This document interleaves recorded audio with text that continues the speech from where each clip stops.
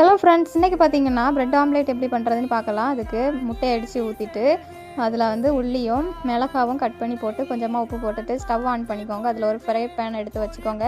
தேவையான அளவு எண்ணெய் ஊற்றிட்டு நம்ம மிக்ஸ் பண்ணி வச்சுருக்கிற அந்த முட்டையை நல்லா மிக்ஸ் பண்ணி அப்புறம் அந்த எண்ணெய் சூடாகுனதும் அதில் வந்து ஊற்றிக்கோங்க.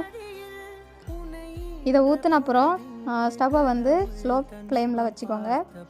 அப்போ தான் முட்டை நல்லா மெதுவாக வேகும், இல்லைன்னா கரிஞ்சிரும். இப்போ வந்து பார்த்திங்கன்னா ஒரு ப்ரெட்டை எடுத்து அதில் வச்சுக்கோங்க. ப்ரெட்டை இந்த மாதிரி நல்லா அழுத்தி விட்டு அதை வந்து மாற்றி போடுங்க. அப்போ தான் ரெண்டு பக்கத்துலேயும் அந்த முட்டையோட ஃப்ளேவர் வந்து ஒட்டும். பாருங்கள், இப்போ பின்னாடி பக்கமாக நல்லா முட்டை வந்து இருக்குது. இப்போ பார்த்திங்கன்னா ஒரு ஸ்பூன் எடுத்து எல்லா ஓரங்களையும் இந்த மாதிரி கவர் பண்ணிக்கோங்க.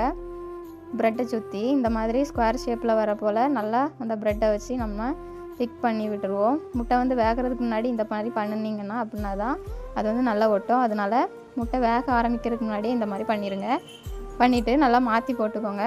பாருங்கள், ஒரு பக்கம் கொஞ்சம் பாதிக்கு வெந்தாச்சு. இப்போ இன்னொரு பக்கமும் வேக போகுது. இப்போ வந்து இதில் பெப்பர் தூள் ஆட் பண்ணிக்கிடலாம். நல்ல மிளகு பொடி உங்களுக்கு பிடிக்கலைன்னா ஆட் பண்ண வேண்டாம். இப்போ வந்து ரெண்டு பக்கமும் நல்லா மாற்றி போட்டு சிம்மில் வச்சு ஒரு 5 நிமிஷம் நல்லா வேக வச்சுக்கோங்க. இப்போ பாருங்கள், அந்த கலர்லாம் சேஞ்ச் ஆகுது பாருங்கள்.